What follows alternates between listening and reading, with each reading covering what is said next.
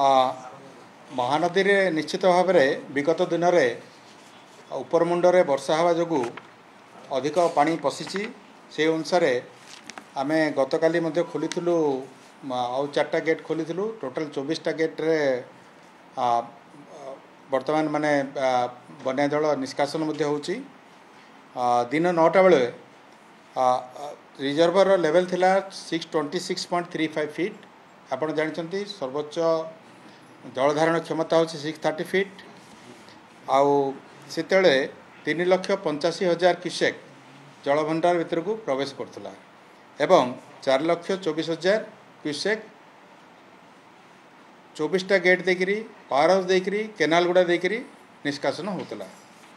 तो वर्तमान आम ताकू जेहेतु आमर कमीगलानी इनफ्लो आमर तेणुकरी आउ 4टा गेट बंद करने निष्पत्ति होती।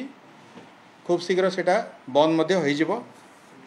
आउ ता फल रे आमर तलकू जो 24टा गेट खोला थिला ता द्वारा तले आमर विभिन्न स्थान रे जलस्तर बढ़ी महानदीर तलमुंडरे जमती आप देखिए मुंडली रे 3,57,000 क्यूसेक 9टा बेले प्रवाहित होउची।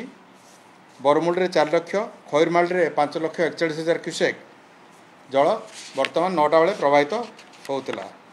तेबे यही जो 24टा गेट खोला हला हीराकुदर ता फल रे जो बन्या जलटा आसीबो सेटा मुंडली रे आसंता काली संध्या 6टा बेलू प्रवेश करिवो। पाखापाखि 5,50,000 क्यूसेक जल प्रवाहित होबो मुंडली रे आसंता काली 6टा बेलू। एटार पूर्वानुमान अच्छी। तेबे आपन कहि रखे जेहेतु तेल रे वर्षा नहीं आउ अन्य जगार कौन सी विशेष वर्षा नहीं हीराकुद तलमुंडरे मध्य एवं हीराकुदर आउ 4टा गेट बंद कराई।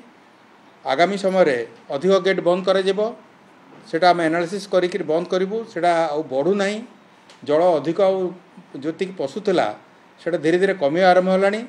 तेणुकरी ये 5.5 लाख जोटा मुंडली रे प्रवेश करिवो सेटा पाखापाखि सर्वोच्च रहिबो सबुठु अधिक रहिबो। तापरे धीरे धीरे सेटा कमिवार आमे पूर्वानुमान करूचु। एटा गला महानदीर तेणुकरी एठी विशेष कौन सी जगह असुविधा हबार संभावना नहीं। आम एटा कौन सी छोट धरणर एटा माने जोटा आसुची सेटा किछि असुविधा हेबनी। 5 लाख 6 लाख गोटे नॉर्मल आमर फ्लड। तेणु एटा होची महानदीर स्थिति। सेमती आम ब्राह्मणी रे देखिबा आमर विभिन्न जगह वर्षार परिस्थिति जोड़ा अच्छी इनफ्लो मध्य कमीगलानी। रेंगाली डैम रे 2टा गेट देकर जल निष्कासन होता 3,692 क्यूमेक डिस्चार्ज होता 2,666 इनफ्लो माने जलभंडार भितर को एति क्यूमेक्स प्रवेश करथिला 2,166 क्यूमेक आ जलस्तर थिला 152.52 मीटर जेतोले कि आमर सर्वोच्च जलधारण क्षमता होची 123.5 मीटर। तेबे यही जो जलभंडार को जो पानी प्रवेश करुच्ची जल प्रवेश करुच्ची सेटा जेहेतु कमी गलानी आम आउ गोटे गेट आज बंद करुचु। वर्तमान 2टा गेट चलुला वर्तमान गोटे गेट आमर चलिबो। तो यहाँ मुख्य आमर जोटा 2टा बंध ता बाबद कहली। विभिन्न नदी गुड़ाकर जो स्थिति देखिबा कौन सी जगार बन्या नहीं केवल जोटा जलका गतकाली थिला विपद संकेत उपरे सेटा एबे 10टा बेले ठीक विपद संकेत 6.5 मीटर रे अच्छी आउ सेटा तलू खसुची खसवा ट्रेंड रे अच्छी। तेणुकरी नेक्स्ट घंटे 2 घंटा बेलू सेटा मध्य विपदमुक्त हो। आउ अन्य जगार आपड़ जो धरवे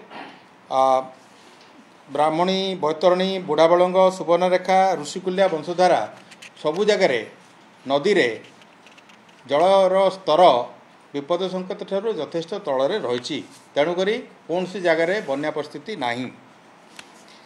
आमे जदि जलभंडार स्थिति देखिबा आमर मेजर जो रिजर्वर अच्छी 8टा से भितरू 3टारे 50% तले माने आमर जलभंडार संचित होईची आउ 50% रु 75% भितर 2टा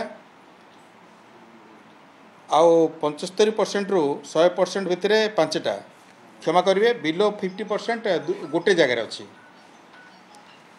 तेणु मीडियम रिजर्वर 48 नंबर्स अच्छी ता भितर एबो 75% 26टार अच्छी आउ 50 to 75% भितर 12टा आउ 50% तले 10टा अच्छी सेटा पार्टिकुलाली गोटे नुआपड़े एवं गंजाम रे एटी टी वर्षाटा अन्य जिला तुलन टी कम अच्छी तेणु से कम अच्छी तेणुक ओभरऑल आम जो देखा विभिन्न जलभंडार स्थिति संतोषजनक रही गतकाली कौन सी प्रकार वर्षा विशेष वर्षा कौन सी जगार है ना आम वर्षार परिमाण एवं तार प्रकार ये बहुत गुटे कमी जाइए प्राय 10टा मात्र ब्लॉक हेडक्वार्टर्स रे 50 mm रु अधिक वर्षा होती एवं कौन सी ब्लॉक रे 100 mm रु अधिक वर्षा है ना तेणु वर्षार परिमाण धीरे धीरे कमुची आगामी दिन जोटा IMD फोरकास्ट कर आम पाखे अच्छी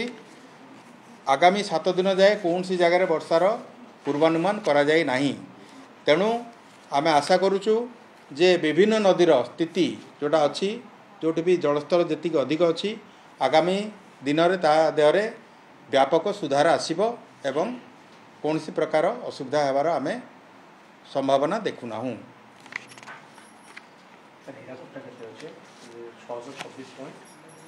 धन्यवाद। हाँ मु कहली 5,50,000 क्यूसेक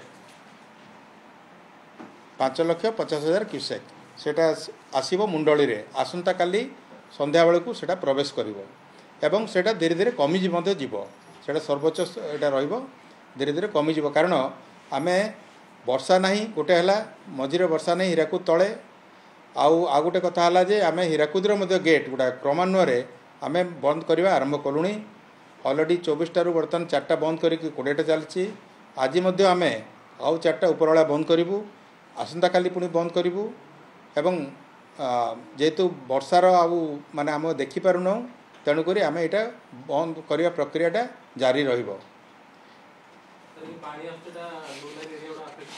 लो लाइंग एरिया जेकोसी जगार जलस्तर बढ़िले लो लाइंग एरियाटा सब एफेक्टेड हुए पठा गुड़ा एफेक्टेड हुए तेणुक ये सब जिनस आम संपुक्त कलेक्टर मानक ग्रुप अच्छी व्हाट्सएप ग्रुप से समस्त को जन दिखाई जे 5,50,000 क्यूसेक जल जल प्रवाह हम मुंडली रे आसंता काली एवं से ताकू धरिकी समस्ते डिफरेंट आमर जो शाखा नदी गुड़ाक अच्छी कुआखाई है देवी है एपटे कुशभद्रा सब काठजोड़ी है सबुथ जहाँ जी स्तर रहा कथा ताकू धरिकी समस्त आमर क्षेत्राधिकारी माने सतर्क अच्छा जिला प्रशासन सांगे समन्वय रक्षा कर सबू जगार पेट्रोलिंग आम इंटेंसिफाई कर दो।